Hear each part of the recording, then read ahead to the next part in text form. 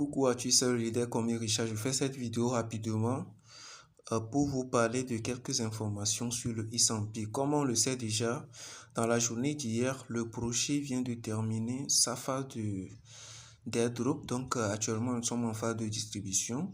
Et ce qu'il faut faire, nous allons un peu voir ici.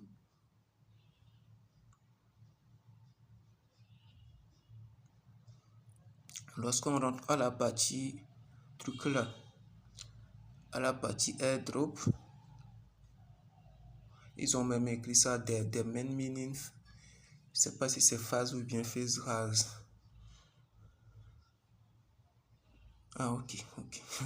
J'ai eu un peu peur parce que lorsque je suis rentré directement ici, la partie où ils ont écrit connecter portefeuille, il y avait truc là. Ce n'était pas affiché comme ça demandait encore connaître. Je me suis dit mais bon, la vache, il y a quoi comme ça? Mais bon, finalement, c'est chargé et puis on voit ça clair. Donc là, l'airdrop demande quoi? Ça demande de connecter son portefeuille en faisant une transaction, en faisant également une transaction à la deuxième étape, une transaction ton.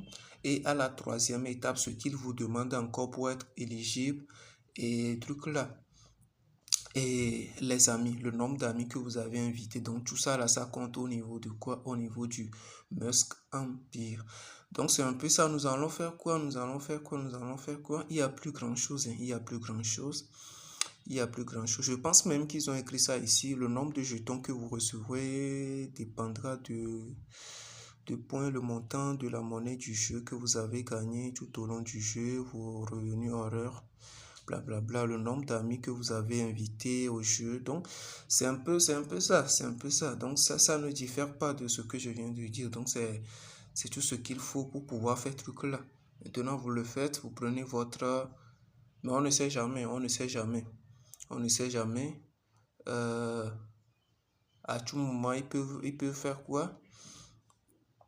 Ils peuvent encore faire sortir d'autres moyens de retrait. Mais actuellement, selon ce que je vois, si ça doit rester sur ce qu'on voit là, ce qui veut dire que les portefeuilles qu'on a déjà utilisés, c'est sur ça qu'ils vont envoyer.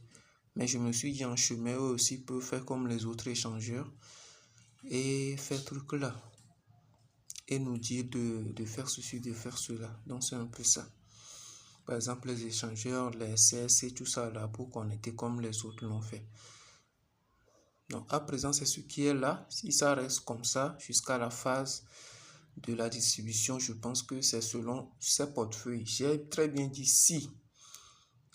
Donc à tout moment, ils peuvent paramétrer, faire entrer d'autres choses en jeu, excusez-moi, pour nos retraits. Donc pour ceux qui ne sont pas encore abonnés à cette chaîne, n'oubliez pas de le faire, à liker, à abonner, à partager parce que cette vidéo peut aider beaucoup de personnes. Vous voyez un peu.